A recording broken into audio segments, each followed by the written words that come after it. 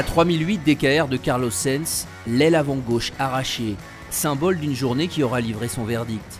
Sauf surprise, la marque au lion ne gagnera pas le rallye Oilibia du Maroc. Pour sa première sortie officielle en compétition, le nouveau modèle Peugeot doit se contenter de la seconde place, et c'est une nouvelle fois un problème de navigation qui aura fait perdre de précieuses minutes à Carlos Sainz.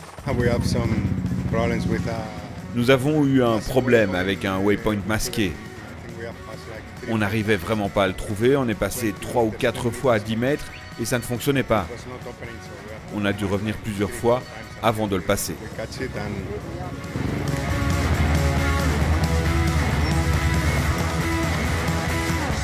Comme les 2 années précédentes, Nasser Al-Attiyah est donc en passe d'inscrire son nom au palmarès de l'épreuve. Le Qatari, double tenant du titre avec Mini, roule cette année sur Toyota, mais le résultat est identique. Avec plus de 15 minutes d'avance au classement général sur la Peugeot de Carlos Sainz, Al-Attiyah ne devrait pas connaître trop de frayeur lors de la dernière spéciale vendredi.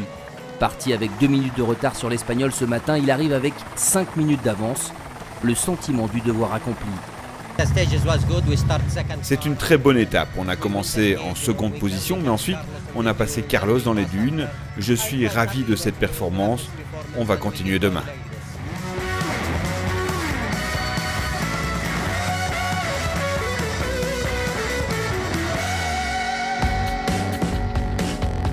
Chez les motos, ne pas se fier à cette image, celle d'un Kevin Benavides volant vers une nouvelle victoire.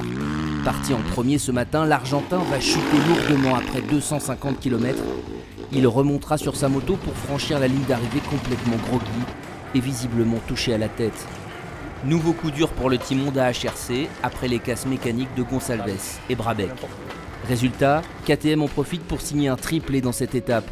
C'est l'Autrichien Matthias Walkner, très en forme en cette fin de rallye, qui s'impose avec 16 petites secondes d'avance sur son coéquipier Sam Sunderland. Mais le Britannique n'a pas tout perdu car c'est lui le leader à la veille de la dernière étape, même s'il retenait autre chose de cette journée.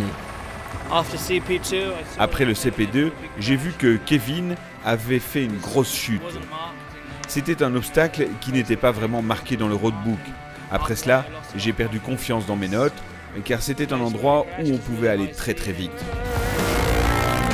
Sunderland n'aura qu'un adversaire ce vendredi dans la dernière spéciale, son coéquipier Toby Price. L'Australien qui s'est arrêté pour porter secours à Benavides s'est vu retirer 6 minutes sur son chrono final. Il partira demain avec une petite minute à rattraper sur Sunderland. Une certitude, la victoire en moto n'échappera pas à l'un de ces deux hommes.